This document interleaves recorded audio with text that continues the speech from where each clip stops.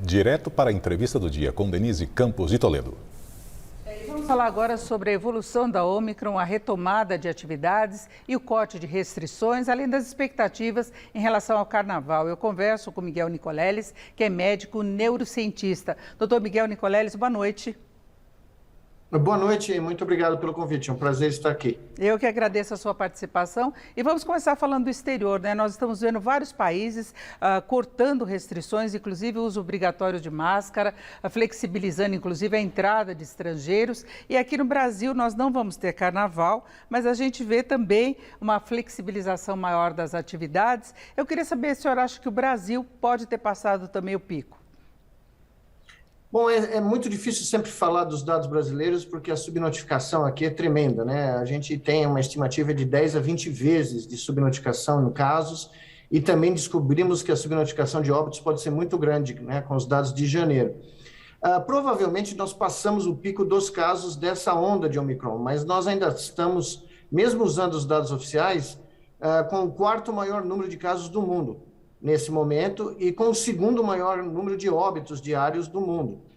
Então, mesmo nos países europeus que, como por exemplo a Dinamarca, né, que decidiu abrir todas as atividades, lançar mão de máscaras, enfim, eles estão observando agora um repique muito grande de casos e também de óbitos, né, porque a taxa de reinfecção com a Omicron é muito alta e você pode ter uma segunda infecção dela com 30 a 40 dias depois da primeira.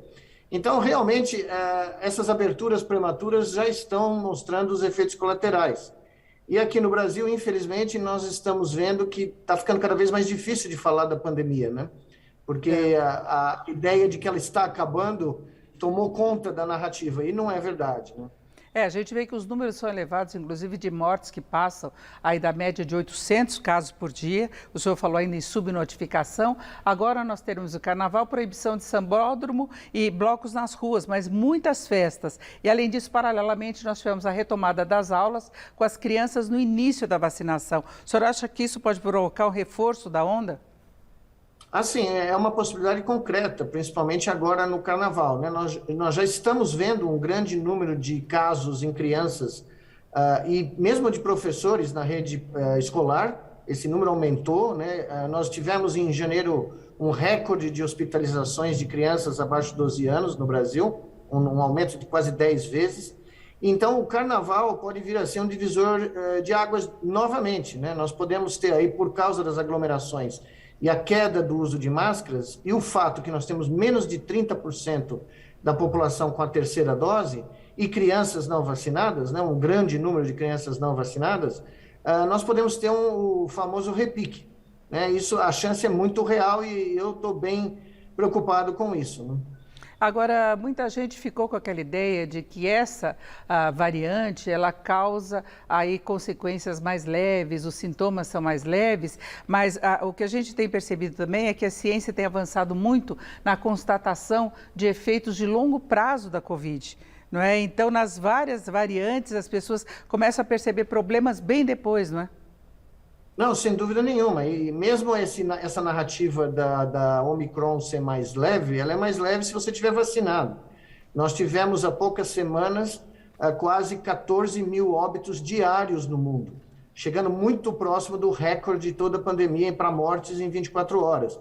E ela infectou um número explosivo de pessoas em todo o mundo. Então, quando você leva esses fatores em conta, ela não é leve, né, a nível populacional. E os efeitos a longo prazo começam a aparecer, mesmo para a Omicron, é muito cedo ainda, poucos 3 meses que nós temos conhecimento dela, mas nós já temos relatos de pacientes com lesões crônicas graves, inclusive do sistema nervoso, em pacientes que tiveram casos muito leves ou até assintomáticos.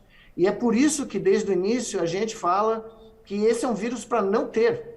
Então, nós deveríamos estar priorizando a queda da transmissão do vírus, porque mesmo subnotificados, com 133 mil casos por dia, como foi hoje, né, é um número absurdo de infecções que nós deveríamos estar quebrando e não contribuindo para aumentar, se qualquer coisa, né? Agora, Tom Miguel, essa Omicron e toda a experiência que se tem desde o começo da pandemia trouxe algum avanço em termos de perspectiva de imunidade? Porque já se fala na possibilidade de uma quarta dose, eu já vi muitas pessoas falando que não vão continuar tomando a vacina e começam a desconfiar da eficácia exatamente por isso, por se ter a necessidade de ter uma vacinação de reforço. Mas é isso, eu queria saber se o senhor conta com alguma perspectiva da ciência avançar nesse sentido. Não, a ciência, sem dúvida, aprendeu demais nesses 2 anos, né? Para vocês terem uma comparação, um país que abdicou da vacinação por causa do movimento anti-vacina, como os Estados Unidos, teve os mesmos 133 mil casos oficialmente ontem. Só que o número de óbitos lá foi 3 vezes maior do que o Brasil, onde a vacinação avançou mais, né? Então, claramente, as vacinas preveniram uma tragédia muito maior no Brasil e nos países que se vacinaram. Só que veja a ironia, né? Como esse vírus é complexo e como uma pandemia dessa magnitude desafia o nosso conhecimento. Países que foram excelentes nas primeiras ondas, como a Coreia do Sul, estão enfrentando grandes problemas nesse momento, apesar de terem vacinado a sua população, apesar de terem feito tudo correto, porque, evidentemente, existem outros fatores que a gente tem que levar em conta para analisar a evolução de uma pandemia. Inclusive, o que está acontecendo no Brasil, claramente, que é essa exaustão, né, esse cansaço da sociedade em tentar fazer as medidas de distanciamento e até uso de máscara. Não tem condição nenhuma da gente abdicar do uso de máscara nesse momento. A ciência mostrou claramente que nós ainda estamos num surto, e nas próximas semanas, depois do Carnaval, nós temos que estar alerta e não faz sentido nenhum, como hoje eu ouvi na imprensa aqui do Brasil, propostas de remover máscaras em todas as condições, aqui em São Paulo, por exemplo. Não é um momento de forma alguma.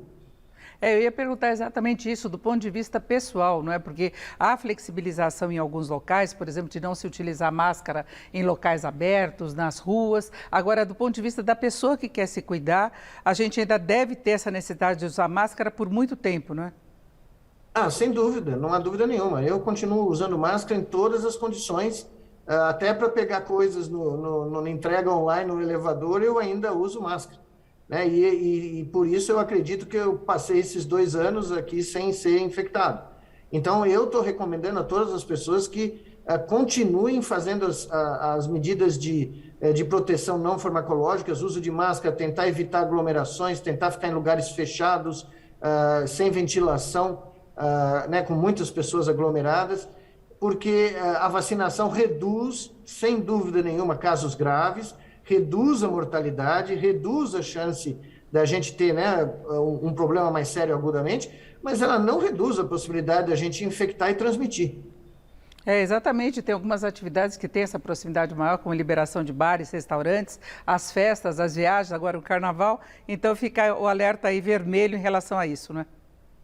Sem dúvida nenhuma, eu acho que a gente tem que ser racional, a gente chegou até aqui, todos nós que, né, conseguimos passar ou não infectados ou com infecções brandas, nós chegamos até aqui depois de 2 anos, não custa a gente manter isso por mais algum tempo para a gente poder ter um período maior de defesa. Porque, veja, o que ninguém está parando para pensar é com o número de pessoas que estão apresentando sequelas crônicas, nós vamos ter um impacto tremendo no nosso sistema hospitalar. Nós vamos ter um número muito grande de pessoas precisando de atendimento médico crônico, com insuficiência respiratória, insuficiência cardíaca, e o Brasil não tem condição de dar conta, como nenhum país do mundo tem, de milhões de casos de Covid crônica. Né? Então, por isso que nós temos que evitar. Ouvimos o Miguel Nicoleles, que é médico e neurocientista. Eu agradeço mais uma vez sua participação. Uma boa noite. Boa noite, muito obrigado.